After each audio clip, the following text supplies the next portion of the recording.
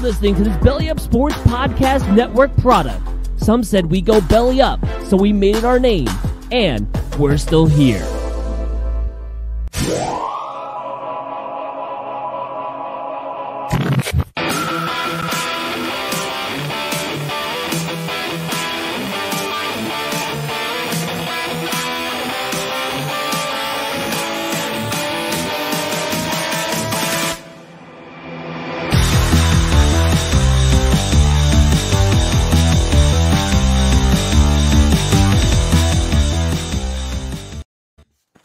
Okay, welcome back to another great episode of the Scoreboard Addicts podcast. I'm Nick. With me, as always, is TJ, who's hammered, and Anthony the Rook, who's in timeout.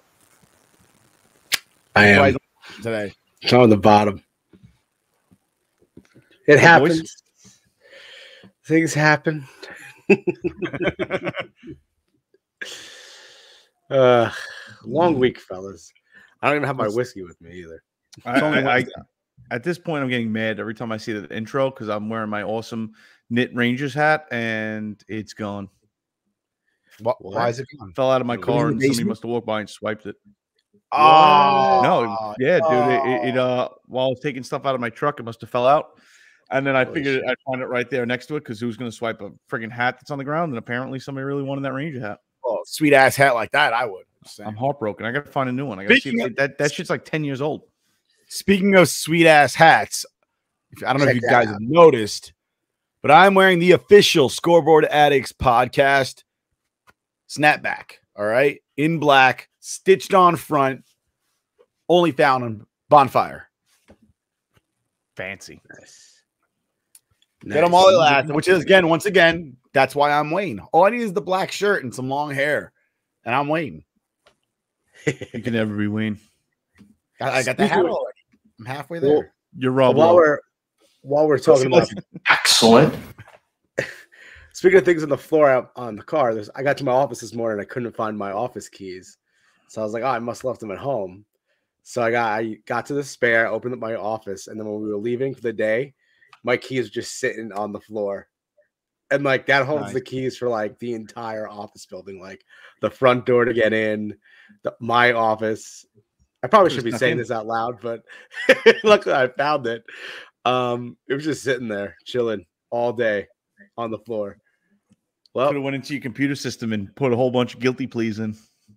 They could have done a lot more than that. Where's our intern at? Oh shit!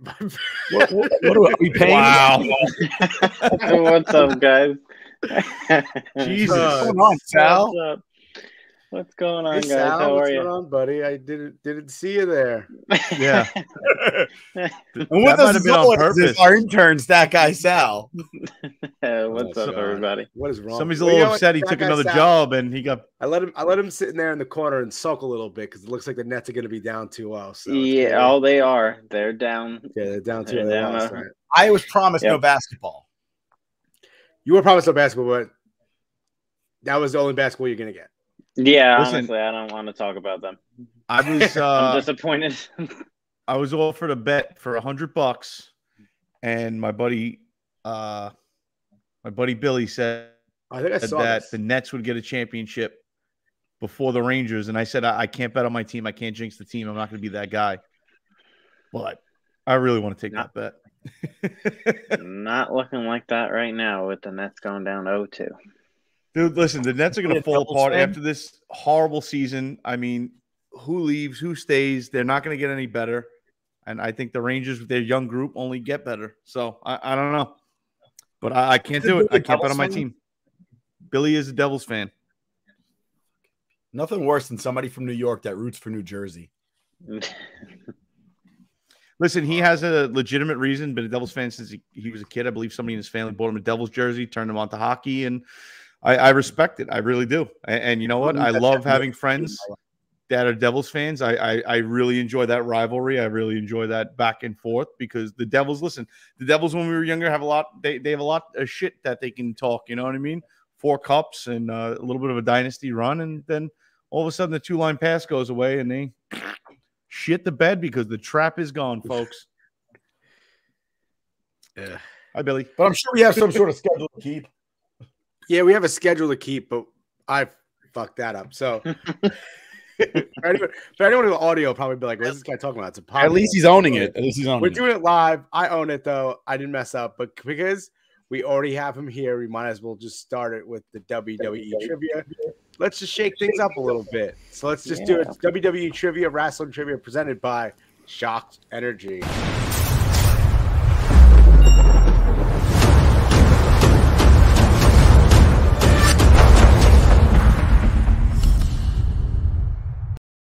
I love that promo. ShockEnergy.com and use promo code SAPOD for I believe it's 10% off. Would it be 20? Dude, I love it. I feel like I'm going to knock back a Shocked Energy and go Super Saiyan.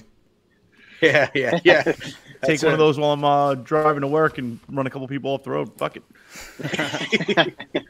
I got hype for that. Matt, welcome back to WWE Trivia. Hello. Thanks for always joining us weekly. He's always there waiting, just patiently waiting.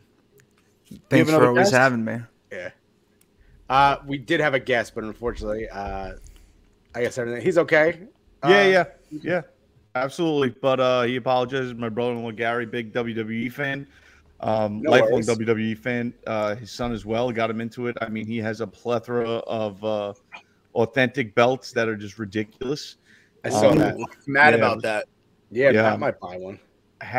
Checking those out in his basement. He's looking to offload them now because he has too much memorabilia. But I mean, the amount of shows he's gone to. My nephew Lewis, he got to meet John Cena a whole bunch of times when he was a kid. That was his favorite wrestler. Yeah, dude. So top five. Couldn't make it tonight. He got in a little fender bender, and he just didn't want to take it out on all of us in his bad mood. So, well, as long as everyone's all right, that's the important part. Absolutely. We're getting started with it, though? Was that? We're getting started with it? Yeah, we're getting started with it right now. You ready? Go.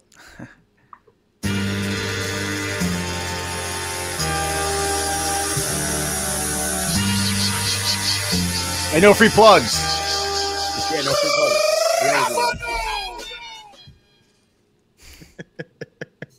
All right. And first question is a clip. Oh. Get ready. It is. Come on out, you rapist! Oh, wait for one. We did that one already. All right. Who is The Rock talking to in this clip for question number 1? Who in the green hell are you? Oh, no, don't answer that. The Rock knows who you are. Oh, yeah, The Rock knows exactly who you are. There's a green shirt, H on your chest, green mask. Oh, you're the Hamburglar. Yeah, you're that cat that works for McDonald's. Go get me a cheeseburger. Go get The Rock a cheeseburger. No ketchup.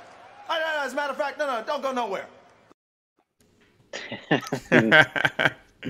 Somebody gave it away, but I thought it was a funny clip. Wanted to do a little Rock this week. It's not all Rock. The question. I watched his rockumentary this week. Oh, really? Yeah. Nice. I'm locked in. All right. Whoever wants to go first, raise your hand, I guess. Who is it? I can't say. Sorry. Shane Helms, the Hurricane. Oh, that is incorrect. It is Hurricane Helms. I'm joking. I'm just fucking with you. That is correct. The Hurricane. All right, Hurricane. Everyone has The the Hurricane. Hurricane. The There we Hurricane. go. All right, let me pull up my WWE trivia. All right. Come out, you rapist. She's gonna do that every That week. stays there forever. It's probably going to be heard once a week. Yep. On our WWF trivia. I think they play that at Steelers games. Wow. Right before the Steelers take the field. Actually, they retired that one. They're not going to do it anymore, but they're going to do it in Cleveland, I heard. Yeah, they're going to do it at Browns games. All right. So, question number 2. Started off as a valet for Mark Henry, this diva went from valet to champion. She defeated Deborah to win the Women's World Championship on June 14, 1999. She then went on to feud with Tori, in which she defended her title at SummerSlam 1999. She went on to compete against Tori in the first ever Women's Championship hardcore match. Who is this diva? I went with a diva instead of a superstar this time. Switch things up a little bit. What was the year again? 1999.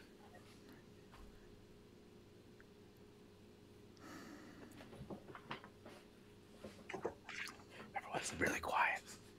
Everyone's really thinking. This might be a tie. I thought this would be easy. Finished. That's a tough one. 2 seconds. She started as Mark Henry's valet. I was like, all right, done. I don't remember who that was. I don't remember either. Marijuana does that to you, pal. All right. Well, Hey, it's 420. Why not? all right. Yeah, Well, we're my gonna have to God. go. We're gonna have to go quick here, boys. So if you don't have an answer, you don't have an answer. We're rushing you guys. No, All I right. got it. All right, I got Nick, it. we'll go with you first. Ivory. Yes. That's correct. Oh, wow. Lucky Nice. guess. Matt has Ivory. Ivory. Ivory. Sal has Ivory. TJ, who's you the fabulous moolah? No, I went. I took a shot in the dark and said Stacy Keibler because she's hot.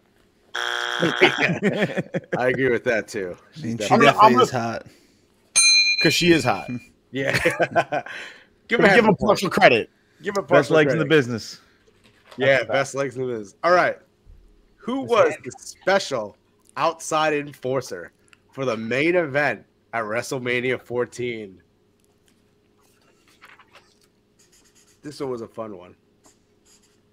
If TJ needs a hint, it's WrestleMania 14. That's a good one. Good hint. I figured the other guys already knew, but that's all right. Try to give him a little help there. Yeah, it doesn't help me at all. He said, what'd you say? It doesn't Really? help me at all. Yeah, wow. I'm not. I don't rewatch this stuff. I go off of just. It's not a whatever I wrestling remember. thing. But it's not a It's wrestling. not a that's why. wrestling thing. That's why I did the impression. Something special sometimes, you know? Not a wrestling. He still doesn't get it. It's awful. He'll get it when he hears the answer. Yeah, he will. Get it. He will get it. He was in the Can I- Hangover. Can I give my answer real quick? I got you. Yeah, give me a There it is. Yeah. Oh. Yeah. No, you had to put the right inflection on it.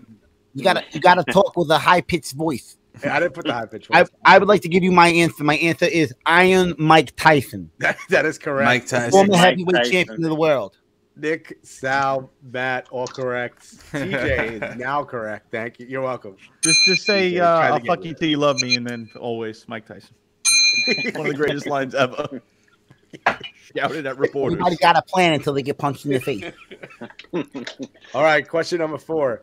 In 1999, WWF Fully Loaded, Triple H defeated The Rock to become the #1 contender at SummerSlam. What kind of match did he defeat The Rock in? I feel like some of you guys write really quickly. I was in the middle of it. Oh. It's like Matt. Look at that, Matt. Oh, that was cocky. Matt already put the cap back on his Sharpie. Look at that. Sal's thinking about it, and Matt's already done. That's how confident he is. And just because he's so confident, I want to see you go first to see if you're right. Because if you're wrong, it'll be hilarious. Am I ready? Can I go? Yeah, I think we're all good. A strap match. That is correct. Ooh. Sal, Nick, what do you guys got? I put Strap the match. Strap match? I put the Brahma bull rope match, which is essentially a strap. It's a strap match, but it's the Rock strap. They give it to him. All Yeah. right, you got it. Judges say I'll you allow get it. that. TJ, That one with a no holds barred match. would you put hardcore match? No, no holds barred. Oh, give him the X. There we go. All right, time for final Jeopardy of wrestling trivia. Here we go. Risk your points. Oh, me, Nick, and Matt have 8 points, and TJ has 4. TJ has 4.5 because he got the Stacy keyboard. 4.5. Sorry. Didn't that make it 5? Yeah, No, right. we There you gave him- go. No, we didn't give him half credit. We gave him half a point.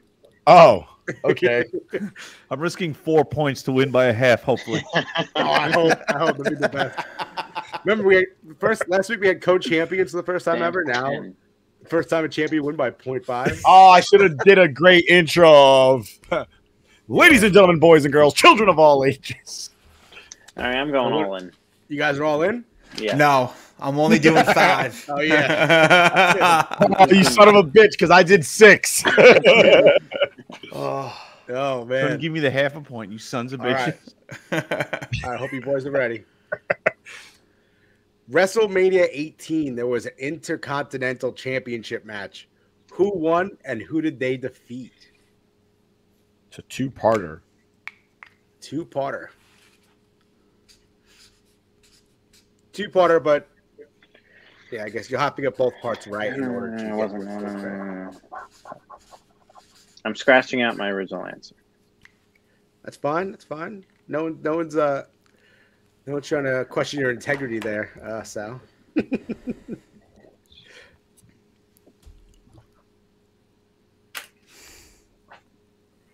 Looks like everyone's ready. TJ's ready because he probably doesn't know it. he's like, I'm already done because I just guessed. Listen, when in doubt, I know it. you think Intercontinental Champion, there's only one guy to pick. Yeah, that's But true. it's not that guy. It's actually not that I went Chris WrestleMania Jericho 18? defeating Christian. guy. All right, ready? Yes. Matt, go ahead. It's my man RVD, and he beat William Regal. That is correct. Congratulations, Matt. All right, Sal, what'd you have?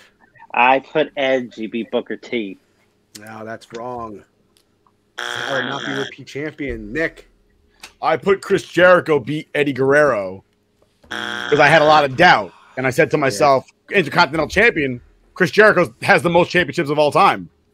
All right, well, TJ retain. Actually, well, no, TJ can't win, right? I can't win. I only got a 0.5. Oh, you already got it wrong. Yeah. I told you. I said Chris Jericho. Oh, you did say Chris Jericho. All right, then. Well, Matt, you're the winner, the big winner with 12 points. Thank He's you. back on top of the world. He's a heel, so he gets booed. He gets Thank booed, you. yeah, 100%. Thank you. All right, Matt, we appreciate you coming on, taking the title back. I thought you were going to say taking the time away from his cloud of smoke. And this is On just Hitler. weird, man. I don't know why he would. Why would you say such a thing, Matt? This For is those in the gonna. audio, I right on the bottom disagree. shows that there's a disclaimer that Matt thinks the best free agent signing is a toss-up between Jacoby Ellsbury and Carl Provano. It's just absolutely horrible. That's a hot take right there, man. Top two best signings ever. Oh man! All right then. Well, thank you again, Matt, for coming on. We appreciate you. We can catch Appreciate Matt you guys. over at Thank T you. Squared Circle on the Instagrams and the Twitters. And you can catch him up over on 1 second. Hold on, I'll tell you what it's called. Whatnot, where you'll be able to get some sweet stuff from him, Funko Pops, wrestling action figures, and things of that right. nature. And if he talks to Gary, he might have some wrestling belts to sell at some point in the near future. Ooh, interesting. Maybe. Gary, get in contact with me. That sounded creepy. That sounded like you wanted him naked, thigh deep in tofu. Hey, if that's how it sounds like, that's how it sounds like. All right, Matt. Thanks. TJ looks really disturbed. He does. It is my All right. brother-in-law, so I don't know. Makes it more creepy. All right. We will see you later, Matt. Later, guys. Peace out. All right, boys. That was a fun one. Fun little clips. It And seemed now really we- easy until we got to the end. Just want to throw The that out. end. The end one was hard. Yeah, I wanted to make it a little simpler and then just throw a really tough one at the end. Just fuck with everybody. Be like, Anthony's not in his game this week. He made really easy questions, and then I just threw it really, really hard. I feel like Gary would have been insulted Why? because that would have been really easy, and he was anticipating like a, It was The it first was hard four again. were easy, but then the fifth one was kind of you had to think. Yeah. So, all right, we'll move on to the New York Yankees and the shit show that they are. Even though I think that they already won today. They won Yeah, today. they won. They won. Won today. I mean, they They beat did the win. Detroit Tigers. Not They really did saying win. much, but the They shit show kept, over the weekend. Yeah. Go ahead. They kept what's his name from hitting his 3,000th hit, which was nice because if that Maybe. would happen, I Yeah, would have been pissed. Yeah. Yeah, one more So- tomorrow, right? Against Detroit. Yeah, One tomorrow more it's against Detroit. Jordan Montgomery versus former Yankee Michael Pineda. Ooh. That'd be a good one. Think he'll All have right, pine so he'll tar? get his 3,000th. I don't know. No, Montgomery's a pretty good. Gumby's good. It's just they give him no run No support. support. No Yeah, they at don't. all. So he'll give up 2 runs over 7 innings. They'll score half a run. Yeah. Didn't it happen Sunday? Did he pitch Sunday? No, No, Nestor. he Nestor pitched pitched Saturday, and it happened Saturday. Yeah, Saturday happened too until they finally had that hailstorm came and they were able to their offense pretty much woke up in that game. And if it wasn't for the hailstorm, they probably would have got swept by the Orioles. Yep. So it's pretty embarrassing. You know what? I mean, as far as the Yankees go, and as far as losing to these teams, it seems like everybody else is out to a slow start. So they're really not losing ground right now. They would have been nice to take advantage of playing the Orioles, but I mean, right now, them and the Angels are in the lead in the AL.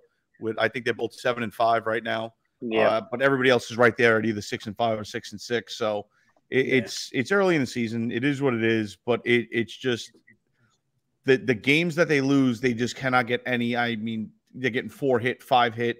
They're getting nothing going offensively. And I'm sick and tired of hearing people defend Joey Gallo on fucking Twitter. He's batting like 137 right now. Cut the shit. He's brutal. Cut the shit. Like, just stop. Like, it's ridiculous. Just enough is enough. You want to spew the analytics bullshit and how he's a good hitter. He's fucking not. To the asshole that was arguing with Nick on Twitter about, running down Pete Rose for Joey Gallo, suck a ball bag already. Like, how you feeling right now? Yeah. I bet you Pete Rose can come out of retirement if they let him play and bat more than 200.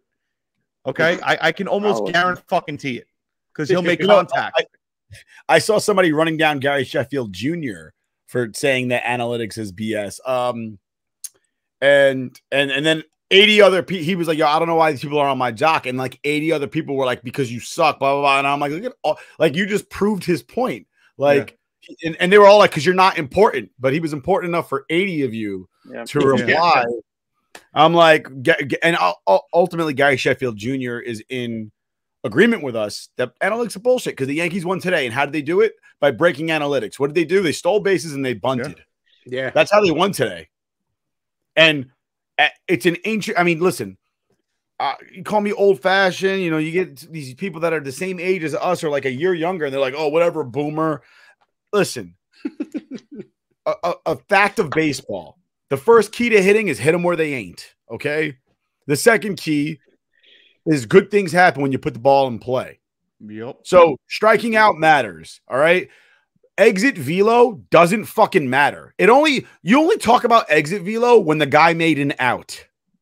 Yeah. Right. Like nobody ever sits there when you get a base hit and go, well, he hit it real hard. Nobody cares. Whether you hit a bloop, a dying quail, a tweener, a duck, it doesn't matter. Whatever you do, right? You got to hit. So you don't really sit there low when you make outs because you want to say at least he's connecting with, he's putting the barrel on the ball and he's hitting the ball hard. They'll fall in sometime. That's the only way it matters in the least bit. But it's the arguments on Twitter. These keyboard warriors are all fucking kids that grew up watching baseball, never playing baseball because they were too lazy playing fucking video games and don't want to go outside. And I'm not going to listen to some little douchebag tell me how analytics is the way to go when they couldn't put a ball in play to save their life. I don't want to hear it anymore. You never played the game. You never fucking grinded it out. And guess what? Baseball, analytics-driven baseball is boring. Home run or nothing is boring because more times than not, it's nothing. It's not a home run. I'd rather see fucking bunts. I'd rather see steals. I'd rather see seeing eye singles. I'd rather see hard hit balls. I'd rather see, I mean, they took away taking the guy out at second base to break up a double play, but I want to see hard grinded out baseball. That's what's entertaining. All or nothing swings is not entertaining. It's entertaining 2 out of 10 at bats. That's it. If you're lucky. Yeah. And my point was the other day was somebody posted about how like Joey Gallo's a good ball player. He's just been unlucky. And they're like, his exit velo is like higher than most, and his expectation of it being a hit is like so and so. And the reason why he's not getting on base because he's not getting on base because he fucking strikes out 4 times a game. I think they say he struck out 14 times so far this season. Yeah, and he struck out 4 times yesterday.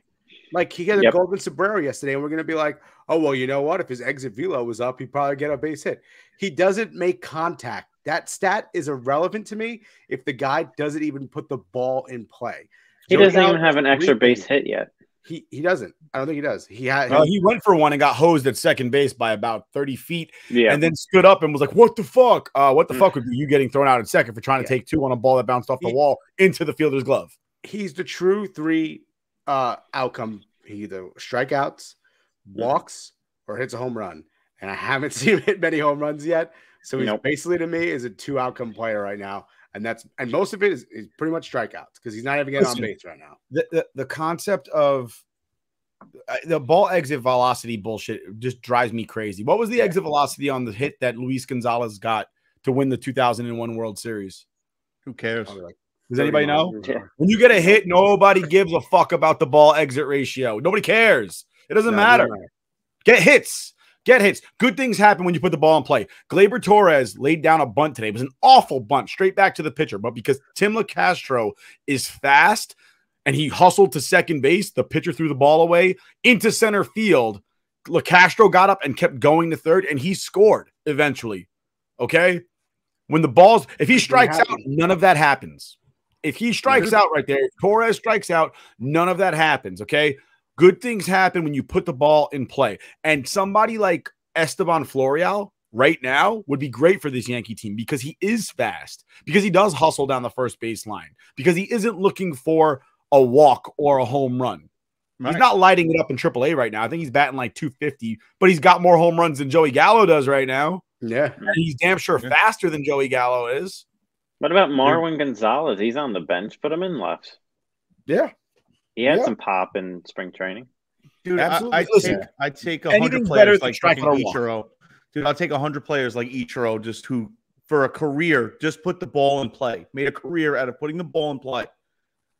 That's it. No, but that guy that was arguing with me would tell you that Ichiro wasn't a good player because despite collecting like 6,000 career professional hits, between Japan, none of them were like he didn't hit 600 home runs, so it doesn't matter. Yeah, right. Well, besides that, I mean, the other issue the Yankees are having right now is Garrett Cole just not pitching well. I mean, the rest of the starting pitching is actually pretty good. Like, listen, Nestor Cortez is a fucking beast. He's your ace. He had 12 Ks on Sunday. He had only had 15 outs. He only had five innings. But that was impressive. Monty's been pretty good. Just gets no run support. Severino's looking pretty good for someone finally coming back from injury. Probably get that Severino of old, the one that was back in 2019. Today, specifically, he got into a bases loaded jam with one out.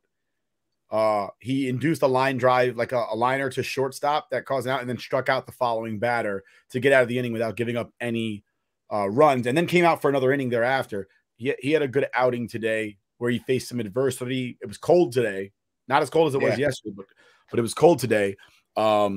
And he faced a little adversity today, probably for the first time this season, and he pulled out of it, which is good to see when you can do something like that. Yeah. But you're right, Monty looks great. I love Gumby, I really do.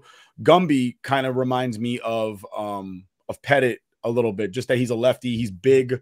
Yeah. He's got like those big legs, and ironically enough, he's 47 after Pettit was 46. Interesting. But I do like Gumby's demeanor. He never looks like he gets shaken or upset about anything. Very calm on the mound, as opposed to Cole, that looks like everything under the sun is pissing him off. Yep. Yeah. Everything bothers him. And when he's uncomfortable, you could tell he's just so uncomfortable. Like, but Gumby's very easygoing. Horrible poker face for Garrett Cole, because when he's mad, it's like he doesn't have it today. He just doesn't. I think as far as the hitting struggles are concerned, I think bunting today was good. I think stealing bases, a lot of people. Rizzo stole a base. He stole third today. He stole base yesterday too. Yep. So they're running more, which is good. I think Judge is pressing because he doesn't have a contract right now. I think it is affecting him at the plate. Stanton's still hitting the ball very hard. Exit below. But they're singles. And you know what? He's hitting singles, but he's a little quicker on that single or a little bit later on that single, and it's a double. So it doesn't always have to be a home run. You know what I know? I know that if the bases are juiced and you hit a home run, the pitcher that comes in next feels like he started a brand new inning. But if there's a runner on second base, he feels like, oh shit, I got a runner on second base. Like sometimes hitting that bases clearing home run is not the greatest thing in the world. It's great that you got the runs, but it takes the pressure completely off the pitcher. Because if he gets taken out and there's another guy that comes in, that guy starts off basically with a free inning. Like, okay, I just got to get one out. That's it. But if there's a runner on third, it changes the momentum a little bit. Having people on base is always a little bit more pressure filled as a pitcher. And I know TJ could definitely agree with that. Sometimes if you're having a bad outing, you just want the bases. I just hit a fucking home run, so I don't got to fucking deal with this shit right now. As opposed to fucking everybody hitting a single and putting a quarter in the merry-go-round on your ass. Yeah. What I don't like is they had said early on that they weren't going to play Gleyber so much at shortstop, but then they've actually played him more than we'd like to see him. Yeah. And like whenever he's in there, I feel like there's always going to be an error, throw an error, or he's going to just fuck something up. IKF, I think he's going to come around. Unlucky. It's unlucky, Ant. Just like Gallo hitting balls directly at players. It's unlucky. I'm not. Yeah, I don't mind IKF. I think he's not here to be an offensive juggernaut. He's here to be. He's doing good though. And that's fine. I don't really dog on him too much. I just don't like. And I don't know. I think Nick. Who's that? IKF. IKF, yeah, he's just defensive. He's 5 for his last like 15 or something like that. No, he's starting to hit again. Yeah, no, I know. He's 7 for his last 15. That's what it is. Yeah, I said he's eventually gonna come around. I'm like, but he's really here for defensive purposes. Yeah, I haven't seen the sparkling defense yet. Yeah, better than Glaber for certain, but nothing amazing. My question to you, Nick, is I don't know if you agree with me on this point, but when it comes to changing the lineup constantly. I hate that. You don't hate that, right? I don't get. I hate that. The Yankees are that team that just constantly always moves the lineup around. And I feel like have a little consistency. Put the guys in the same spot. I mean, Hicks has been leading off, I think, the last couple games, which has been positive for him. I think he led off in Baltimore too on Sunday, which he wasn't horrible in that game. I think he had a hit. He's been doing good. Yeah, he's been playing well lately. As a player, you feel better when you know where you're going to be, what you need to do, where you got to go. I don't know, 7 years I batted in front of TJ. I batted second, TJ batted third for like 7 years. It's almost like we reviewed Mr. 3000. I'm standing on third. Boca's batting, and I know Boca's going to lay down a bunt because Boca knows that I'm thinking what he's thinking, and I know he's thinking. And that's how you feel. I know that if I'm on second base and TJ scratches his balls, he's swinging away. Yeah. So I know, like, hey, don't run right now, because if you run right now, you might get doubled off. But that's the stuff that you learn through and then on top of that, like, just to start the game off, like, all right, we're home team today. I get back in the dugout. Let me grab my helmet, throw it on. You don't have to sit there and go like, when am I batting? Because that is a thing. At the professional level, it's not a thing because you have the stadium all around you. You know where you're batting, blah, blah, blah. You're a professional. You do this every day. But if yesterday you but Derek Jeter knew he was batting second his whole career. You know what I mean? Yeah. When the Yankees had that dynasty together, they roughly put out the same lineup every single day for 162 games for about 3 or 4 years. Yeah. Yeah. And are you giving something away to the opponent? Yeah, I guess so. They know how to navigate your lineup, but when your lineup's swinging on all cylinders, it doesn't really make a difference. But you feel good. You feel good knowing that, like, you can see the guy that bats 6 guys after you or 4 guys after you, and you're like, oh shit, the lineup's about to turn over. I'm on deck or I'm in the hole. Like, it's a good feeling to know like where you are. You don't have to sit there and go, oh shit, I'm batting. Like you never get that feeling. Yeah. But not only that, listen, the game of baseball is all about feel and it's about energy. And I know if Nick gets on base in front of me, all I'm thinking is I got to put this ball in play and get that son of a bitch around some way, somehow. But at the same point, if let's say somebody that's a nonstop pop out guy batting behind you, now let's say I do get on base. Now I'm thinking, all right, take a bag, try to move over more because he's not going to hit a ground ball to move me over. He's probably going to put it in the air. Let me put myself in a position to at least advance on a pop fly and not. So if I'm on first base and I got somebody that I know is predominantly a up in the sky hitter and it's either over the head or a pop out, I know I got to try to take second base to put myself in a position to move over to third on a pop out. And you got to do it early. But that's what I mean. If you're moving that lineup around, you don't know how to play that. You're not playing that mental chess game. I mean, there's so many things that you can do in baseball to just put yourself and your team in a better position. And if you don't have that feel for your team or who's batting around you, it kind of puts you at a handicap. Yeah, definitely. I agree with that. So moving on, I know I think we pretty much dissected the Yankees' first couple of weeks so far for the season. But moving on to the next, another New York team that has some playoffs coming up, the New York Rangers. So Sal, we're gonna say goodbye to you while we talk a little Rangers. But we'll come back to you shortly. We do have a guest on at 10:40. After his guest, then we're gonna bring you back for a little Does Gen Z Know? All right. All right, sounds good. All right, boys. 3 shutouts in a row for the New York Rangers. What are you shaking your head like that? Dude, it's beautiful. It really is. Tied for the Metro right now. I mean, and you know what's funny is looking how hot Toronto and the Panthers are, and we're just right there. I mean, Yeah. You're talking about leading the Eastern by a difference of 4 wins, and we're in the mix for leading the Eastern. I mean, this team is playing like a team, dude. They do all the right things. They check all the right boxes, and we have an opportunity right now to, not that it matters much. You just want to get to the playoffs and have a hot start in the playoffs, but to win the Metro would be huge. It would be absolutely huge. It would, set the tone going into the playoffs, and we're right there. And I like the fact that we're right there because I feel like it puts a little heat on this team to, no, we're not giving an inch. We're not giving a centimeter. We're going out there. We're fucking winning. And that's the attitude you want to have going into the playoffs. You don't want to be sitting there like, listen, we can't move in position anyway. We're going to be where we're at in the playoffs. Let's just go out there and think about the playoffs. No. You're still fighting, and you want to have that fighting mentality, right? And you want to have that, not pressure, but just something to battle towards and for, and everything matters. And the more games you can play where there's something on the line and something matters, the better it is, especially going into the playoffs where every single game matters, every single minute of every single period matters. So it's good to keep that intensity high going into the playoffs. I mean, Shesterkin's keeping that intensity high. I love it. I laughed my ass off because somebody put a statistic sheet up asking, should Shesterkin really start in the playoffs? Because right now I think he has a 2.0 goal against, or 2.01 goal against average. And what's his name that played a couple games that we brought up from the minors? Not Haska. Help me out. He only played a couple games. What? Goalie? Yeah. Oh shit. I thought it was. Did you say it was Haska? Wasn't it? Yeah, I thought it was. No, it's not Haska. Haska has like a 7.0 goal against average.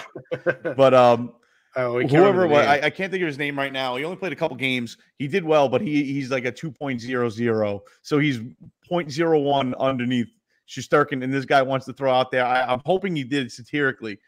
That, maybe Shesterkin shouldn't start. It's like, dude, stop it, shut up.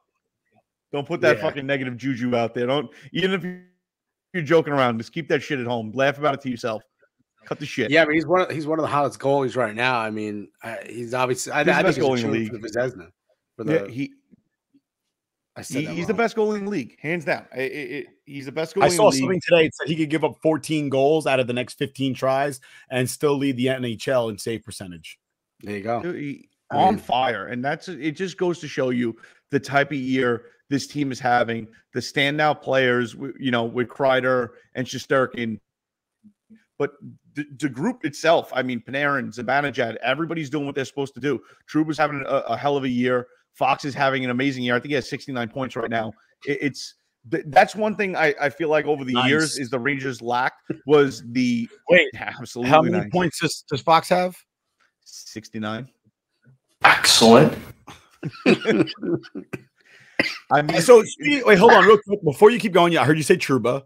Mm-hmm. All right, now, no, we're talking about hockey here. Okay, we're talking about hockey. Kopp was living with the Trubas as he got traded to the Rangers. I'm sure you were aware of that. They're like elementary school buddies. Yeah, and when he got traded to the Rangers, he was staying with the Trubas, and he just moved out like 2 days ago. Thoughts? Oh, I wouldn't leave. Right? Dude, you're not leaving. They're going, why don't you just change your fucking socks while we're at it? Yeah, come on. I'm not fucking leaving. Yeah. I'm not fucking leaving. I don't think you ruined that momentum and that camaraderie and that traveling to the game every day together. You don't do that. No. And he goes, oh, it's nice to be together. And it was like brothers living in the same house together, but you have to have your own space. You could do that after the season, Andrew Kopp. Yeah. You could do that after the season, okay? Fuck. I think he has the most points of any player that was traded at the deadline. Wow. And he went and he just left the home that brought him that. You can't do that. Why would you do that? That's like shaving your face or shaving your underwear. I agree. Yeah, you can't do it. But it's like stepping on a foul line. I think I'll be sleeping on this couch until I suck. Back to my point, I think that the one thing the Rangers lacked over the last couple of years is offensive, defensemen, and we have that right now, and that's what you need, especially going into the playoffs. you need that guy at the point feeding that puck to the net and getting those goals. And especially the way Kreider handles the tip and redirection shots, it's phenomenal. I really love this team. I think this team has a great shot at going for it. And I love how everybody's still down on them and not giving them much of a chance to win the cup. I love it. And I mean, I think yesterday, they threw up on Twitter how Gallant is the only other coach to get to 50 wins this early in a year, especially his first year as a coach. And the only other person to do that, Mike Keenan, 1994, baby. 93, 94. Come on. It's good company. Let's fucking do it. Let's hope it's like 1994. I like to party like that. That'd be awesome. Absolutely. Question I'm ready yesterday. for it. Go to the city and tip over some yellow cabs. So Panarin had another 2 assists yesterday, so he's at 70 now. He's closing in on 100 points this season. And then Ryan Strome finds a net twice, which is, I know he's been people make fun of him on Twitter that he can't hit an open net because there's been a couple opportunities he just misses it. One of the jokes was that they were surprised he hit the empty netter because it was wide open. So what do you guys feel about that? Is that positive? We see Strome trying to turn the corner there. I mean, Panarin's quietly having an amazing season. Strome was pressing a little bit when he was missing those nets. He started taking bad penalties and stuff like that. You don't want to see that happen. But Strome is a part of this team. He's an integral part of this team. And for him to be on that stat sheet, you want to see that. I mean, he's got to be active on that sheet to get this team going, because once playoff hockey starts, it's the goals are few and far between, and they're hard-fought goals, and you need everybody on that ice to be able to put the puck in the back of the net. You can't just rely on Panarin. You can't rely on Zibanejad. You can't rely on Kreider. You got to rely on everybody with the puck with a shooting lane to be able to bury it, because you're going to see a lot of 2-1 games, 3-1 games. Every goal counts. Every goal is, a huge momentum shift and puts the opponent on their heels. So you need everybody on that team confident with the puck on their stick, not just trying to give it away and dish it off and pass it and force a pass that's unnecessary. You want people hungry to put the puck in the back of the net. Absolutely. And then on top of that, when you get into the playoffs, it becomes a situation where your star is going to get the heavy defense. He's going to get a strong arm. He's going to get the big hits thrown his way. He's going to get all the pressure put on him. And more often than not, you're going to see a guy that is your third or your fourth. He'll get a goal, because it's almost like, in baseball where the 9-hitter gets the game-winning hit because the pitcher spent so much energy trying to get out 1, 2, 3, 4, 5 that he just kind of lets it go for the last 4 guys. And it's the same thing in hockey. The first 2 lines are getting so much attention. They're getting so much work that you at some point you let up. You let your hands down for a split second, and that's when that quick jab comes in, and it's somebody in the third, the fourth line that you weren't really expecting it, but you didn't hustle that hard for that one freaking exchange, that one shift, or you got caught between shifts, and they have one fast guy on their fourth line that he's just lightning. He don't score much, but he's friggin' lightning, and he beats you. And shit like that happens all the time, Like I could see Vetrano playing a big role. I'm not saying he's a fourth line guy, but I'm saying his speed is a killer in the third period. Absolute killer. Yep. That kid doesn't get gassed. I don't know how he moves that quick. So I think speed kills, and we finally have some. Mm-hmm. Yeah, I agree. So the Rangers have the Islanders tomorrow night, then Bruins, and then we see the Hurricanes again. I would love to go into that game tied up for the Metro and make a statement win. Followed up by Canadians and Capitals. I think the Rangers are still tied with you want to see 2 wins out of that. Obviously, Islanders and Bruins. 2 huge rival teams. You want to see 2 wins, and if we can go into that Hurricanes game with it meaning the Metro, essentially, you want to see the Rangers come away with that win, big time. Yeah, I agree. I mean, we have great hockey to close out this season. I mean, 6 games, right? Dude, 6 games? 5. Oh, 5. Knicks 4. 5. Islanders, Bruins, Hurricanes, Canadians, and then Capitals. My fault. So the Vikings, the Vegas Knights have 4, and they're 4 out. 4 points out. Yeah, they're 4 points out. They have 4 games left. So your boys can make it. I know. I know. Listen, it's in their hands. They got to run the gamut. They got to get four wins. They gotta win the games though. They blew the game against the Devils. So listen, the Rangers blew one against the Devils this year too. That's true. It's true. It happens. Yeah. I know Nick's bust my child. I'm obviously a Ranger fan, but I cheer for the Golden Knights. Is he though? I am. I've always been a Ranger fan. I just cheer for the Golden Knights. It's like something different. You have a Golden Knights jersey in your closet right now. I do, 100%. Like you're a Golden Knights fan. I love the city of Vegas. Dude, so I'm sorry, I don't have a single other team jersey other than Rangers jerseys, except fictional team, the Charlestown Chiefs. I got my Slapshot jersey, and that's it. That team doesn't exist. I was thinking about getting a Minnesota Mighty Ducks, a Division 5 jersey, but that's not a Mighty. That's not an Anaheim jersey, right?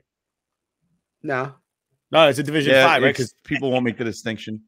Because Anaheim came out after Division 5. So I was thinking about getting a Charlie Conway. I don't know. I have thoughts about it, but I never did. I know we all differ on this, but I'm a fan of jerseys and different players, but you guys don't. Yeah, you're a fan of the Vegas Golden Knights. Awful. Because you're a bandwagon fan. That's why you like the Yankees, Duke, and the Lakers. I love Las Vegas. So. The Cowboys. It was a cool story in the first year. They were expansion team going to the Stanley Cup. You guys can't tell me. And when they play the Killer song, I love the Killer. So like they played the Killer song that entire playoff run. You mean the 2 songs the Killers have? How dare you? The Killers have a lot more than 2 songs. You son of a bitch. They? Oh, sorry, 2 good songs. My bad. One of those songs is on every white person's list to get the party moving. Mr. Brightside. You know that. Every white person loves that song. I've heard that at one of your parties at least more than once. At least every party you have. And you come to my house, it's going to be Mr. Brightside's flag. No Was that doubt. Your wedding song? What's that? Was that your wedding song? No, my wedding song was not Mr. Brightside. Oh, it was. Where it's oh no, the one that he had was I had a girlfriend that looked like a boyfriend. No, you such a asshole. Wow. You dick. That's not even cool. What song is that? I forgot. It's their first single. I forgot. Somebody told me. So it was your wedding song, is what you're saying? Because how no, did you know it wasn't my wedding song, asshole? That's very offensive. Both me and my wife, you son of a bitch. I was at his wedding. It was his wedding song. No, you better take that back, because otherwise, Mrs. Choice is going to be fighting. Don't you? That's true. I was at his wedding. The wedding. She doesn't watch this show anyway. She does too. She's better things to do. She watches the This Is Us version of this show. She does. That's terrible. I saw you starting some trouble with that This Is Us shit. First of all, it's actually one of our highest downloaded episodes. If you want to be honest. Oh my god. So what does that say about you guys? What it says is me and Nick aren't getting our fucking man card revoked, unlike some people. Hey, you know what? It's in the first place to have it revoked. You know what? You can't hate, but it's a good show. It's a good team. Well, good if you know it's a good I can TV. hate. You sit there. It's a great show if you're on your period. Yeah, it's a great show. Let's all the feelings out. People love it, and it gets downloads, it gets views, it gets touches. So I miss. Do you read? I miss it when Milo Ventimiglia was getting told off by Rocky Balboa. Those were better times for him.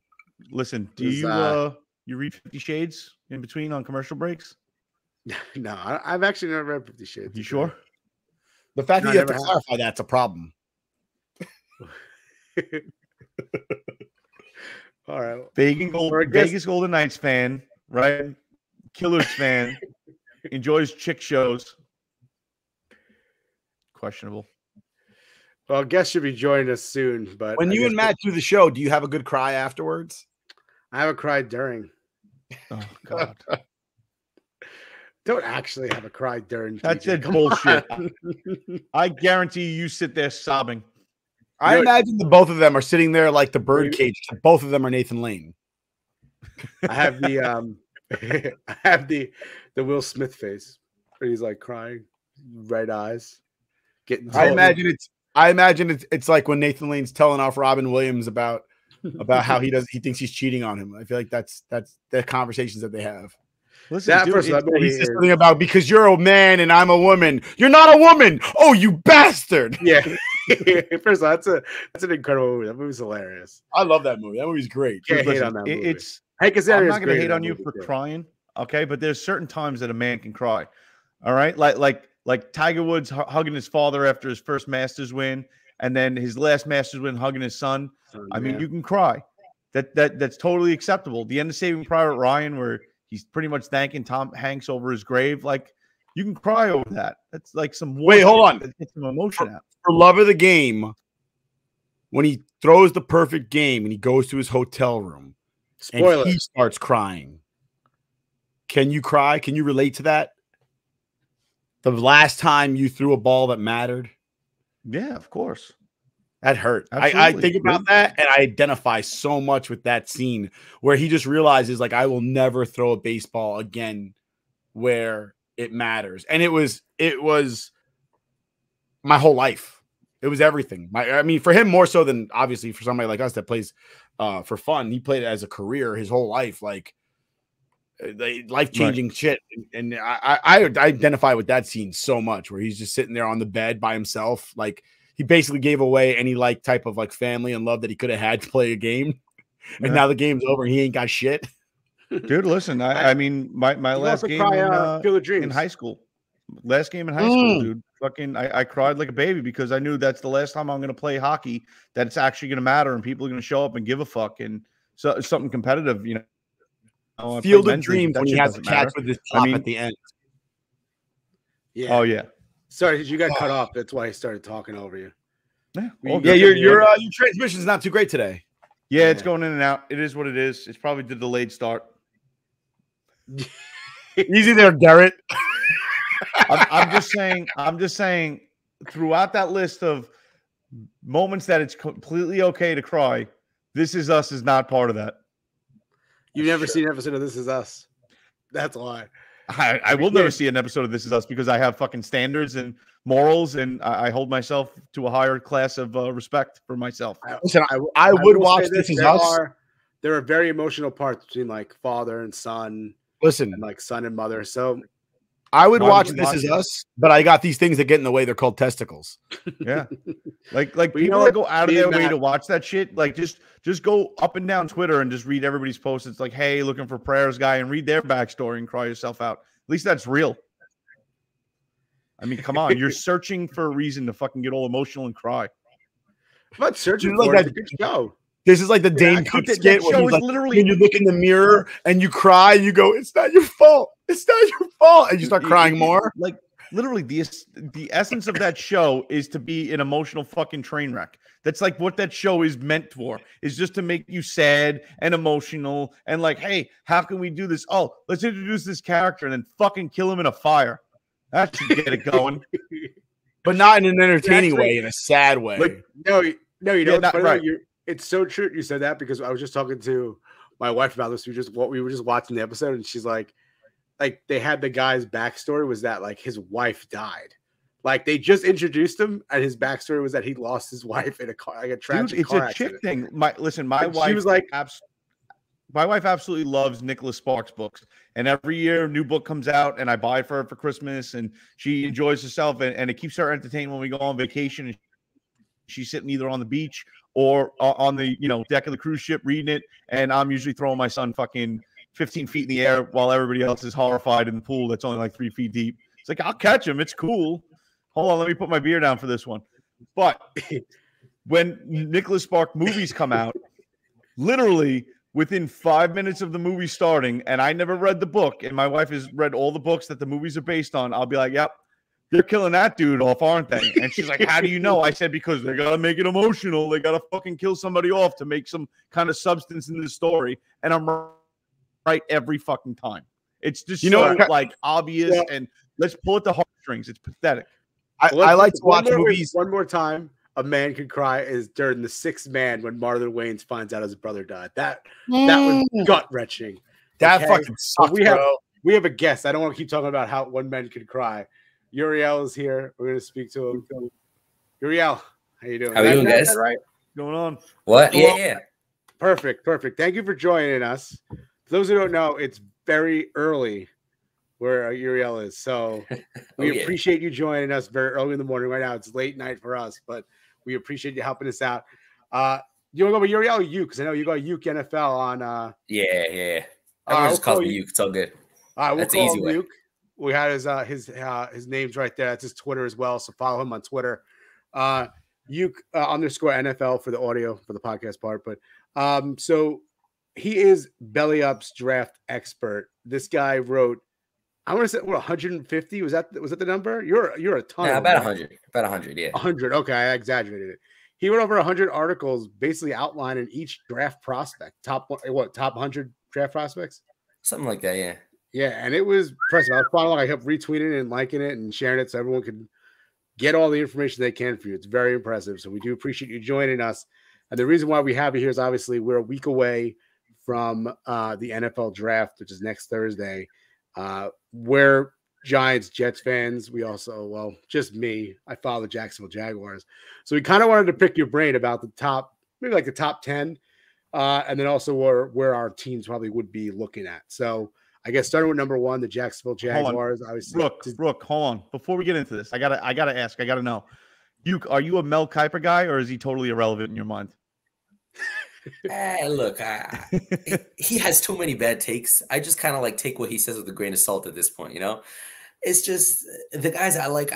My favorite guy is Peter Schrager. At the end of the day, you want to look up scouting reports. You got to do your own scouting. You don't want to start trusting all these other guys. Everyone has their own opinions. I think what matters when it comes down to mock drafts is seeing the guys who are plugged in, and that's Peter Schrager, who has sources and all these teams. When he comes out with a mock draft, those are the ones I really look for. Mel Kiper, he's just some guy who's done it for a long time. He's just a character. Gotcha. You make a great point there because I've been following Peter Schrager myself, and I've been seeing a lot of sources talking about things that he's talking about, and even trades that are happening. Because I want to say he posted something about Deebo Samuel being on the move, not asking for a trade, but saying he's probably not going to be there. That was the first thing he popped off, but not in specific, he requested a trade. And then it broke that he requested a trade. But Peter Schrager is definitely up there. He does a lot of good mock drafts. Sure. And he's reasonable. He doesn't reach. He doesn't do a lot of the time, he doesn't do the best player available bullshit. It's who do you need for your team and who's available right now that'll make an effect today? Because that's the best way to draft. But go on, Rook. Go on. So let's start with the Jacksonville Jags number 1 pick after the miserable Urban Meyer experiment. Just starting here with number 1 pick. So I'm assuming they're going offensive line, but I want to hear what you think. Where are they going with it? So I thought they were going to go offensive line. That was the consensus. First overall pick was Evan Neal up until they franchise tag Cam Robinson, which I feel like that was a pretty big deal because you're not going to franchise tag your left tackle and then go and draft a left tackle with number 1 overall pick. You don't double dip at a position when you have the most valuable overall pick in the draft. Yeah. So they still need offensive line help. I'm not a big fan of Juwan Taylor, their right tackle and their interior offensive line. They signed Brandon Scherf for free agency, but they still need help. But at the end of the day, when you franchise tag your left tackle and you sign the priciest guard on the market in free agency, you're not going with the number 1 overall pick to draft an offensive lineman. I feel like they've made that pretty clear with their free agency moves. So I feel like it's going to be, I feel like it needs to be Aiden Hutchinson. There have been some rumors that it might be Trayvon Walker just because of his, freakish athletic potential. This guy's the craziest athlete in the draft and from the edge position. The thing is, to me, he doesn't have the production that I feel like you would need in order to be a number 1 overall pick. He barely did anything at Georgia, and he's going to be switching positions. He was playing the 5 tech at Georgia where, you're basically playing one inside the offensive tackle, and now he's going to be bouncing it out to pure edge when he goes to the NFL, based on his athleticism and his traits. So I feel like a guy who's switching positions and who doesn't have the production, how can you justify taking a projection at number 1 overall? Number 1 overall, you need someone who's going to come in and produce right away, guaranteed. You can't mess this up. I feel like it's got to be Aiden Hutchinson. And the extra thing with Hutchinson is that he is a culture changer. He's someone who comes in and he can turn around the locker room. And that's rare for a defense. Usually, a quarterback comes in and he changes the culture. But someone who comes in on the defense and can really turn that around, I just feel like it needs to be Aiden Hutchinson. But, I would not be surprised if Trent Baalke messes this up. That's the problem. Do you see a potential problem with the fact that Aiden Hutchinson went to Michigan and Trent Baalke hates Jim Harbaugh, who's the coach of Michigan? I mean, I've been seeing a lot of chatter about that maybe Jim Harbaugh is whispering in Aiden Hutchinson's ear And there's from what I understand, there's an unknown, ununderstandable, like it just nobody can understand why Trent Baalke and Jim Harbaugh hate each other the way they do. That the fact that they'll let business get in the they'll let it get in the way of business. So yeah, I feel like that's that's obviously a little bit ridiculous to not draft the obviously better player just because you don't like his college head coach. But I gotta say that seems like something that the decision makers in the NFL would do, just making these decisions off of totally arbitrary and unimportant things. Especially Trent Baalke. Especially yeah, I would not be surprised if that's a thing. If they draft Trayvon Walker and it comes out later, they're like, oh, it's because they don't like Jim Harbaugh. I would just like to point out that the Jacksonville Jaguars specifically tend to draft players from the Florida, Georgia, Alabama area. They do. All the time. It's just this very strange thing. Like, I'm a Florida State fan, and I know that if a guy's coming out of Florida State, he'll probably end up with the Jacksonville Jaguars because they draft everybody from Florida, Florida State, Miami, Georgia, and Alabama. Like, if you go to any of those schools, you're getting drafted, signed by Jacksonville. Their draft, you're not wrong. And I can only think because they're local kids and they have a name in the area and people will go watch them because they saw them play in high school. Yeah, they need to sell tickets to Jags. I agree with you with that point. So really in that case, I could see Trayvon Walker, who's from Georgia, getting drafted first overall simply because he went to Georgia and is from Georgia, which is obviously very close to Florida. Yeah, you're selling this right now. You got me a little bit convinced. I hope they don't make that mistake, but I hope they do. Again, I can see it happening. Yeah, you're a Trayvon Walker guy? No, I'm an Aiden Hutchinson guy, and I don't want to see him go to a crap team like the Jaguars. I feel that. Can you imagine with him, Aiden Hutchinson with Dan Campbell? That'd be a dream. Yeah. All right, so who we got? Number 2 goes to – sorry, I was trying to look it up. The Detroit Lions. Lions, that's right. Lions have – so where do you think the Lions are going with this? So, yeah, if they get Aiden Hutchinson, then that would be like a sprint the card type of situation. He's from Michigan. He's a Michigan guy. He loves the Lions. It's just that pairing. And he's not only the best player in the draft. So that pairing would just be ridiculous. But, if Aiden Hutchinson's not there, it's very interesting. I would love the Lions to trade down. There are rumors that they want to trade down. Because who do they really take at this selection? Do they take the second best pass rusher? Do they take Trayvon Walker? Do they take a Kayvon Thibodeau? There are rumors that they're not going to take Thibodeau because Dan Campbell did not like his personality, didn't like his cockiness and the way he carries himself. So the Lions are not in a good situation if Aiden Hutchinson is off the board. They could go Malik Willis. That would obviously be very. I was going to ask, do they go quarterback? I just feel like what's the point here? Like, I'm not a big Malik Willis fan, and I just feel like, especially in this quarterback class, are you really going to justify taking a quarterback second overall? He's going to sit for a year and then what? I feel like Trey Lance should be a cautionary tale. Taking these guys who have this crazy potential and saying, okay, well, we can develop them. Then Kyle Shanahan could take Trey Lance and turn him into this, ready to start guy. They still have Jimmy Garoppolo on the roster because they don't know what's with Trey Lance. And this is a year after they trade up to third overall to take him. I just feel like with Malik Willis, there's so much projection there. There's so much unknown. He's so raw. He has his potential, but I just feel like that would be a bad move for the Lions, especially since they can get a good quarterback at 32. And is the quarterback they can get at 32 that much worse than Malik Willis? Probably not.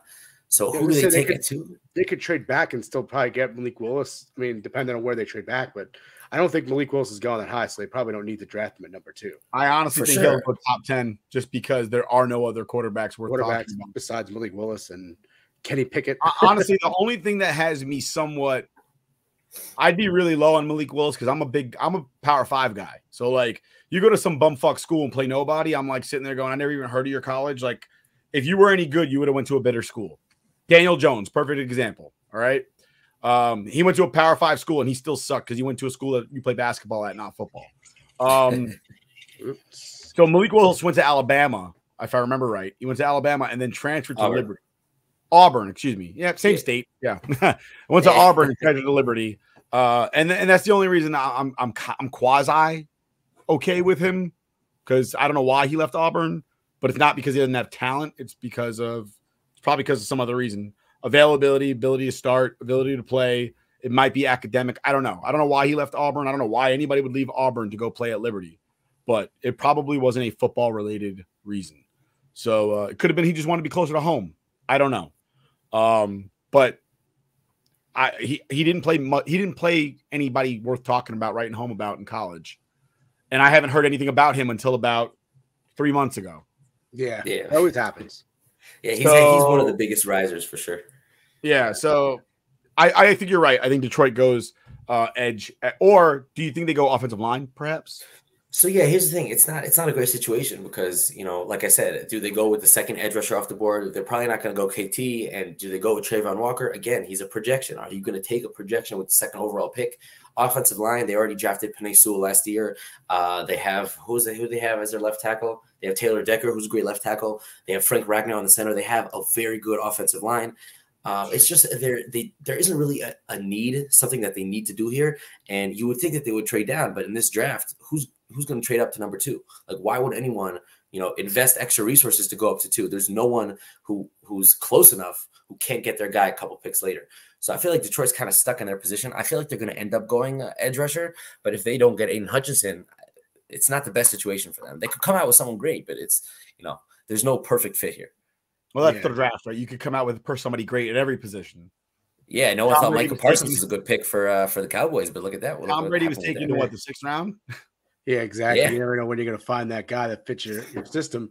But let's skip the Texans real quick because we want to get to the Jets and the Giants here. So we're going to go number 4, Jets. If you want to do a quick Texans pick, what do you think it is? And then you go to the Jets, we could do that. So I'll just say I don't know who the Texans are going to take, but the Texans to me are probably the biggest domino in this draft because they're either going to go defense or offense, and that's going to affect because the Giants and the Jets both have 2 picks in the top 10. So they're going to be looking at the board and seeing if an offensive lineman was already taken, then the Jets and the Giants are probably going to try to jump and take an offensive lineman with 4 and 5. But if an offensive lineman isn't taken yet, then they're both probably going to wait, dropping the offensive lineman down lower in the top 10 to 7 and 10, which means that the teams in the middle are now going to have a lot more wiggle room, and it's really going to change the way the whole top 10 looks, and then with guys dropping, that's going to change who trades up into the top 10. The Texans are really going to they're the first pick that's going to turn around this draft. Okay. So I don't know who they're going to take, but that's a big one. You don't know who they're going to take, but yeah, you feel that's going to be the big domino that affects our team. It's either O-line or defense, yeah. Okay. So let's just skip Texans, say they keep their pick, or let's just say, for example, the Texans go offensive lineman. What are the Giants and Jets doing at 4 and 5 then? If we go that. So if the Texans take offensive line, that means the Jets and the Giants are probably going to be a little bit more pressed to hit offensive line at 4 and 5. I feel like with the Jets, honestly, here's the thing with the Jets. I was actually looking at their roster like yesterday because when you asked me to come on this podcast, and I was thinking that they don't really have any like major glaring holes. They just don't have anyone really good on their roster. Like if you look at their roster, it's full of like, average starters, not quality starters, but average starters all across the board. And there's no one that really sets them apart. So that's why they got to hit on 4 and 10 here. And trading down is probably not the best move. In fact, I would even, if I were the Jets, I would trade up from 10 and try to get back up into like the top 6 or top 5 and go up and get, that way they can get like a KT and a Sauce Gardner, or, an Ike Ekwonu and Evan Neal, or a Sauce Gardner or a KT, and some combination of these like top 5 or 6 talents who they probably won't get any of them at 10 because they got to hit on these big players. I feel like they got to go offensive line. I'm a huge Zach Wilson guy. He was actually my QB1 last year coming out of the draft ahead of Trevor Lawrence. I really like him, and I just felt like him coming out, the problem with him was he's a playmaker, and if you don't give him the proper protection, he's going to make a ton of mistakes, and that's exactly what happened. He made some great plays, and you could tell that he has potential, but they just didn't give him the protection, and he made a ton of mistakes. And just the way I see it is, they could hit defense hard. And if they go for defense, they take, let's say, Kayvon Thibodeau at a 4, and then they could for sure get either a Sauce Gardner or a Derek Stingley at 10, which would be a great defensive haul. That would really turn their defense around. But if you have Zach Wilson, throwing 10+ picks at his first 2 years of his career, how much do you trust that he's going to develop into a Pro Bowl level talent? I just feel like you got to protect him and got to develop him sooner rather than later. So I feel like they got to take an offensive line here, either take at 4, either take Ike Ekwonu, take Evan Neal, even if you want to reach on a Charles Cross, then do that. But they got to go offensive line here. Just they have a solid offensive line, but boosted. They don't have the depth. They don't have the elite talent on their offensive line to really take it to the next level. So then I'm assuming if they take offensive line again, you're seeing the Giants pick up the offensive line as well, or do you think they go defense there at that point? Yeah, if the Giants don't take an offensive lineman in this draft, Yeah, their team's going to put on the clown mask. It's over. Yeah, I already called them a clown organization earlier this year. I'm the Giants fan. They're both Jet fans. So I've already called them the clown organization because of everything with Joe Judge. So, yeah, I'm with you on that. I think offensive lineman is definitely an option there. Obviously, it depends on, as we said before, Texans and the Jets and who they're picking at that point. So they're probably going to end up with, the third of the Neo Cross, and then I can't pronounce the other one. Ikinawa, is that what it's like? Aquanu. Yeah. So they're probably at the third out of that Icky, one. Man. I'm calling Icky. Icky. Okay, yeah, there you go. It's easier for me. I'm really bad with names. So I mean, you're saying they're probably gonna go across there at that point, or do you see someone else that they would pick? If that's how the board falls, I feel like they got to go with Charles Cross, just because if they try to wait until 7 and 2 offensive linemen are already off the board, I wouldn't put it past the Panthers to take an offensive lineman just because they have such a need at left tackle. So if they try to wait until 7, there's a realistic chance that they don't get any of the top 3, and that would just be not good for the Giants. So they gotta, if 2 offensive linemen are off the board, they gotta hit one at 5. I feel like there are rumors that they go with Charles Cross. My problem with Charles Cross is that they drafted Andrew Thomas, who's a left tackle. And the rest of their line is terrible. And Andrew Thomas is playing a little bit better, and he's, on an upward trajectory. So do you really want to, change his position now? Because if you take a Charles Cross, that means Charles Cross is left tackle. He's not going to play any other position on the offensive line. The way he's athletic and he's a little bit more lead, he's a little bit less powerful. It's perfect for the athletic left tackle position. So, that means you're going to have to kick Andrew Thomas and maybe stunt his development. It's just, they're not in a good position here. I would hope that they try to get an Evan Neal or Ike Ekwonu. If one of those guys drop to 5, I feel like they got to make that move, and they could probably still get a quality like a Sauce Gardner or a Kayvon Thibodeau at 7, and those guys are quality top level starters in elite talent for sure. Yeah, and it seems like obviously the Jets and Giants being so close, both needing pretty much the same thing, offensive line and defensive linemen. So you said before, I don't think the Gardner could go there, could go Giants. Sorry, I was just trying to finish that thought. Go ahead, Nick. Sorry.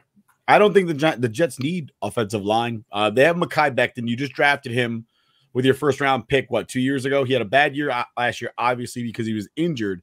I don't think the team is that low on him, as low as the New York media likes to make it out to be. He did have a damn fine season the year before last. His rookie season was definitely better than what most projected. And definitely better than people are talking about. It's almost as if he never even played his rookie year because he got injured last year. And we're coming back this year.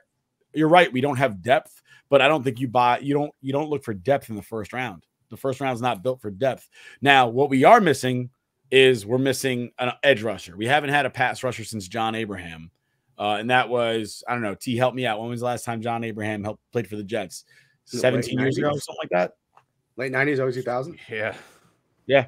Like 17 years ago, 2005, I think he left the Jets. And you don't see Abraham jerseys in the stadium anymore. Yeah. So I think they go defensive line. They pick up a Kayvon Thibodeau. They pick up a Trayvon Walker. Although I'm not high on Trayvon Walker at all. I'm higher on Jermaine Johnson than I am on Trayvon Walker. But then again, I'm biased because I'm a Florida State fan. But he did own Ike Ekwonu at the Senior Bowl. So I mean, he's at the Senior Bowl. I'm sorry, not Ike Ekwonu. He owned damn it, who did he play against? Not Cross. He did own. I'm pretty sure they played Ike Ekwonu this year. Florida State did, and he slapped him around. He looked really good at the Senior Bowl too. Yeah. He slapped him, but he played very well at the Senior Bowl, which the Jets were at and coached. So they personally had a relationship with Jermaine Johnson for at least a week. Yeah, and they said overall, that's high. I don't, as far as that's, something being high, it's high at the moment. But if in 10 years he's a Hall of Famer, you look back and go, I guess that wasn't high. Yeah, but here's the thing, that you could use that to justify, reaching for any pick. Like when the Raiders took, what was the name, Alex Leatherwood, and everyone said they could have gotten him in the second round. It's like, yeah, maybe he hits and maybe he's your guy, but you need to keep in mind also the situation that you're in. And if you could get him later and then also get a premium player at your spot, like they have pick 10 also. They could probably get Jermaine Johnson at 10. Like the Giants drafting Daniel Jones when they could have got him in the second or third round because he sucks. That's fair. I just gotta say, I agree with you. I don't disagree with that. But anyway, I don't mean to drag this on. Move on, Rook. Go on. Move on. Wait, I just want to say before we move on, I love that we have, some Jets and Giants here because all my friends are Jets or Giants fans, and they're always at each other's necks. And since I'm like the NFL guy, they all have, football is just a hobby for them. For me, it's a little bit more serious, as you can see. So they always like turn to me. They're like, "What do you think? What do you think? What do you think?" So recently, I've been saying a lot that I'm a big Jets guy this year. I think that the Jets, I would take the Jets for the next 5 years over the Giants next 5 years. And that always throws my friends into this crazy frenzy. And they're like, then my Giants fans are like, "What are you talking about? That's crazy. You can't say that." And then my Jets fans friends are like, let's go. We got him on our side. So I love that we have this dichotomy right here. Well, the funny thing is, I'm a Giants fan. I 100% agree with you. I do not. I don't see the Giants. The Giants have a quarterback right now. They have to start all over again. It's all because of Dave Gettleman. He just set the franchise back 5 years. So, it sucks. But, I like to see a turnaround. But I agree with you, actually, because I don't think the Giants have the quarterback right now. I don't think they're getting him this year. And they're staying with Daniel Jones. I don't think it's going to help. But let's move on. So, moving on after the Giants-Jets pick, it's going to be number 6 is going to be the Panthers. Do you think they go quarterback there? Or do you think they decide they try to figure out what the Giants and Jets do with the offensive line and defensive line? Yeah, so the Panthers got to take either left tackle or a quarterback because I'll probably get one of the top 3 left tackles in the draft with pick 6. And they have a dire need at left tackle. But the question is here, and this is what everyone's saying, is kind of like a chicken or egg situation. Which do you hit first? Do you need that quarterback and then start building your offense around your quarterback and then you protect him? Or is it the other way around? Do you first need to build a solid offensive line and then put a quarterback behind it? So the question is, where do you go first? I feel like they don't have a pick in the second round. So they can't really get both positions. They might want to trade down, but again, who's going to trade up to 6? Who are you trading up for? Who's this upper echelon talent, especially in this draft? There's no top quarterbacks people are going to trade up for. The Panthers are kind of screwed right now. They don't really have a place to go. If they go with a quarterback, they're going to be reaching. And if they go with a left tackle, then you may as well just fire Matt Rule right now because they're going to have another, 4-win season, 5-win season. And then what's the point? So they're not in a good position either. If they manage to trade down, that's probably the best case scenario. They get maybe an extra second round pick, and then they can hit quarterback and left tackle. The way things about, what I've been hearing is that they're going to take quarterback. So I don't like it. I don't think it's going to turn out well, especially if they take Malik Willis and then they're forced to start him because Sam Darnold's going to be terrible. And then that's going to stunt his development because he needs time to develop. And maybe if they take a Kenny Pickett, but I'm not a Kenny Pickett fan. I think Kenny Pickett is way overrated. So I don't know what they do here. I really don't. I think that wherever they go, they're probably going to go quarterback. There's a lot of Kenny Pickett ties to Matt Rule back from the Temple days where Kenny Pickett committed to Temple back in the day. So they had a relationship. So they might go Kenny Pickett. I don't see a way where the Panthers come out of this draft and we give them, an A+ grade. And then, a couple years down the line, we look back and we say, wow, what a great move for them. Like this is going to be a bad draft for them. I don't see them coming out of this in a good light at all. So you don't think there's a way they would pick Malik Willis over Kenny Pickett, or you think if they're going quarterback at that point, they're going Kenny Pickett? So for sure, yeah, they could totally go with Malik Willis. I wouldn't be surprised, especially with the buzz that he's getting. I'm not a huge fan of either of them. To me, my top 2 quarterbacks are Desmond Ridder and Matt Corral. Those are the guys I really like out of this draft class. But I feel like either way, the reason I don't think they take Malik Willis is because Malik Willis is not ready to start right now. And if you throw him in the fire right now, coming from Liberty, he played a very, in this very weird offensive system that's not, doesn't fit the NFL at all. And then on top of that, he's just, he made so many mistakes. He clearly needs to develop as a thrower of the ball, someone who reads the field and analyzes and anticipates throws. And he's just not there yet. And if you throw him in the mix right now, I feel like you're just going to be stunting his development. And Matt Rule and I think it was, who's there, Terry Fontenot, or Scott Fitterer. Scott Fitterer is their general manager, and they know that they're on a short leash, and they know that they need to hit on someone this year because if they have another 4 or 5 win season, they're gone. So if they take a Malik Willis, that you're basically just signing off your resignation letter. But on the other hand, how good is Kenny Pickett? Again, I don't know about. I don't know what they do here. I could see them going Malik Willis. I could see them going Kenny Pickett. Either are great options. All right, so we'll wrap it up. We're having just a little bit more time with you before we got to let you go. But last thing, I guess we'll skip the Giants here. We'll go straight to number 10 for the Jets. Do you think the Jets would go at a wide receiver here, or do you think they'll go with someone like, as you said before, Stingley? So I've heard a lot that like the Jets have, tipped their cap at basically they've given away what they want to do. you know, with how they've shown that they're interested in DK Metcalf and in Tyreek Hill and in all of these wide receivers who are open on the market, and they want a wide receiver one. It's very clear that they want to get that guy. But I don't know if there is that guy in this draft. None of these receivers, I really like this receiver class. It's very deep, and it has, of all the positions, it has the most first-round talent. But none of these guys really project as like a dominating wide receiver one. Like we had Jamar Chase last year. You know, who everyone knew going into the draft, he was going to come in and be a wide receiver one. There's no one in that draft class this year. And I feel like you draft someone at 10 and you get another, high-end wide receiver too, like a Elijah Moore caliber type of player. That's not really going to move the offense. They have Elijah Moore and they have some other pieces, Corey Davis, Braxton Berrios, like they're not great, but at the end of the day, if they get another guy who's on the level as Elijah Moore, that's not really going to push the needle. I feel like they're better suited, probably taking a wide receiver at the top of the second round where they can still get, very good talent, and then hitting the more premium positions now. Let's say get an edge rusher or a corner. I feel like if they don't go corner at 4, they got to take either a Sauce Gardner or Derek Stingley at 10. That'd be a perfect fit. Well, that sounds pretty good. Nick, what do you think as a Jets fan? You're on mute. I think Derek Stingley's a bust. Honestly. Guy coming off an injury. Wow. He had one good year. And then he missed his entire year just now. And now we're asking him to pull an Antonio Cromartie and get drafted in the first round after missing an entire season with a torn leg and come back and be a Pro Bowler. Like that's a tall order. I like Sauce Gardner better than I like Derek Stingley right now because we're basically basing this off of Derek Stingley from 2020, not 2021. Well, it's too bad because Sauce Gardner's going to be in a Giants uniform. So I mean, if Sauce Gardner's in a Giants uniform, I'm all right with that because that means the Giants are going to suck for the next 10 years even further than right now because they got much bigger problems than who's playing cornerback, okay? Because your number one receiver from last year didn't show up to OTAs, and he wasn't good last year. Voluntary. That's great. He voluntary all day long. He voluntarily decided not to learn the playbook. Yeah, I agree with you. I think he should have been. All I know is Elijah Moore is at the Jets facility working right now. I agree with you. I think he should have been there too. I'm jokingly defending him. And he also defended murderer Henry Ruggs III.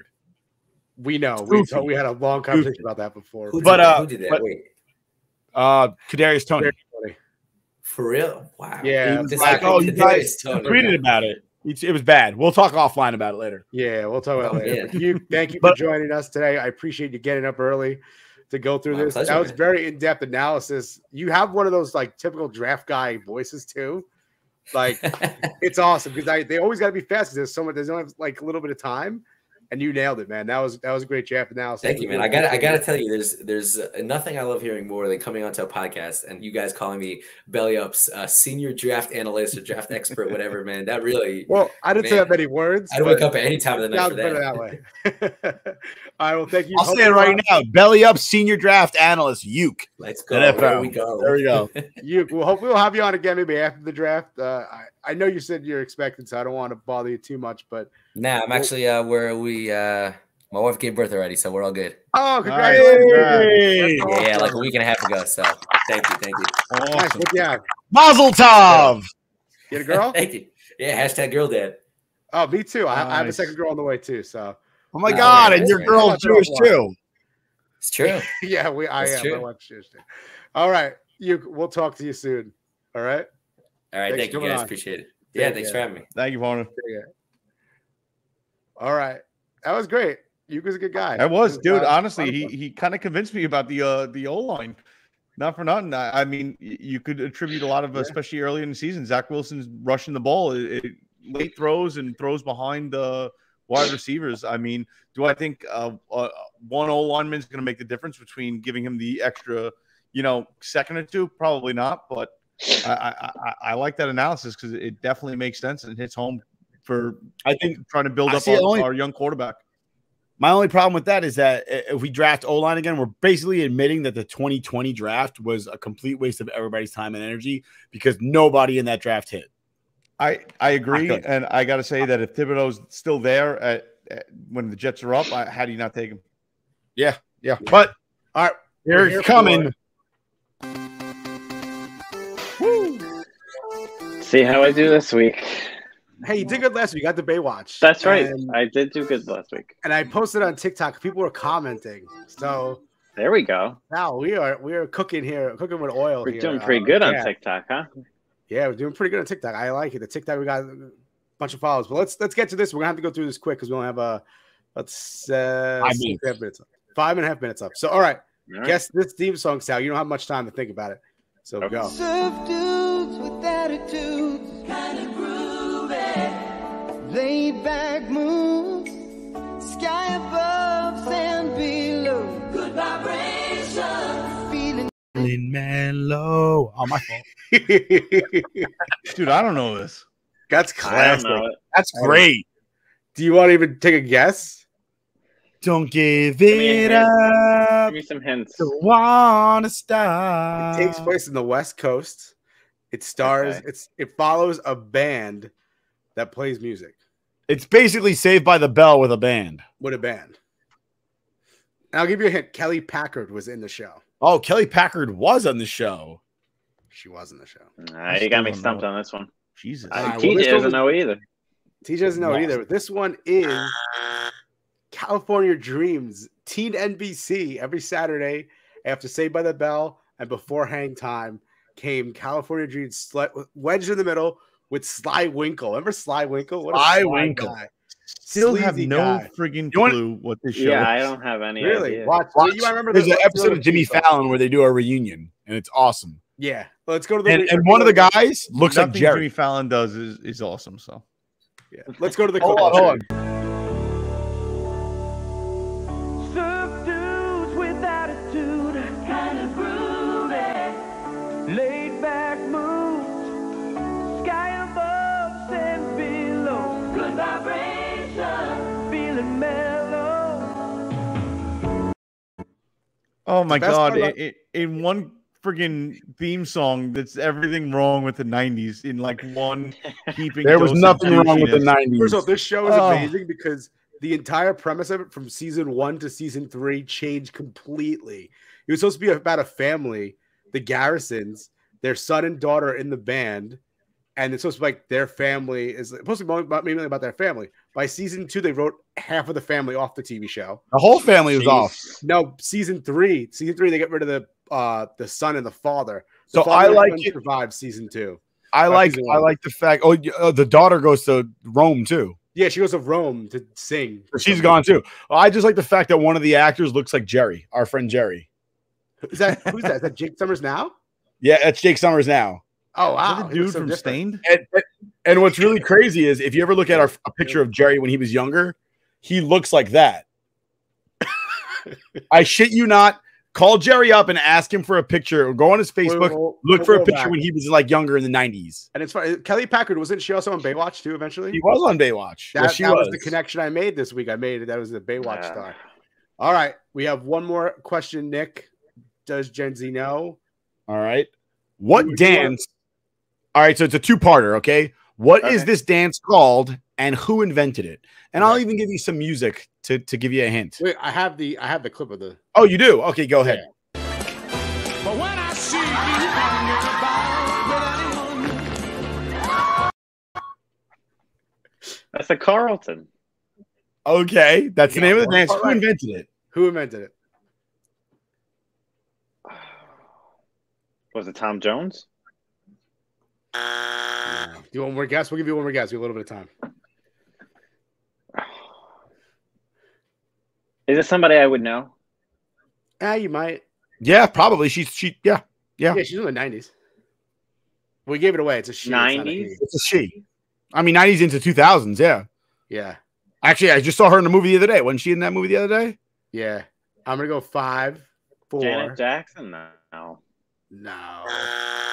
Here's So most people would tell you that the person that invented the dance was Alfonso Ribeiro, who played Carlton on The Fresh Prince of Bel-Air. Right. When in actuality, the dance was invented by, show that clip, Rook.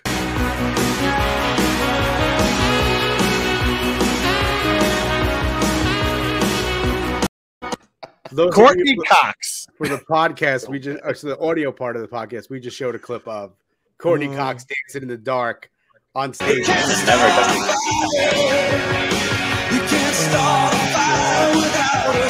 Now we're gonna hit copyright claim. Turn it off. Turn it off.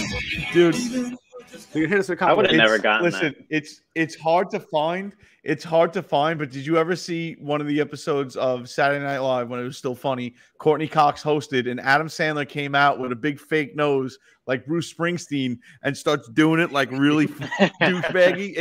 Dude, it's like impossible to find on YouTube, but it's one of the funniest fucking things because he literally looks like a caricature of Bruce Springsteen, and he's just like, So Fucking Alfonso amazing. Ribeiro basically picked that dance because he's supposed to be, you know, like the Uncle Tom white guy character on the show, and it was the whitest dance he'd ever seen in his life. And that's why that's the dance that Carlton came up with. He was like, that's the epitome of how white people dance. All right, let's wrap it up because we're already running over. Go, But Nick. that's all we've got for you this week here with the Scoreboard Addicts podcast as TJ yawns his life away. From all of us here, from Nick, from TJ, from Anthony the Rook, and Stack Eye Sal, we thank you for spending this time with us. We'll catch you again next week. Please like, share, and subscribe, and we'll catch you one time. And thanks to Uke as well. Yes. yeah, thank you.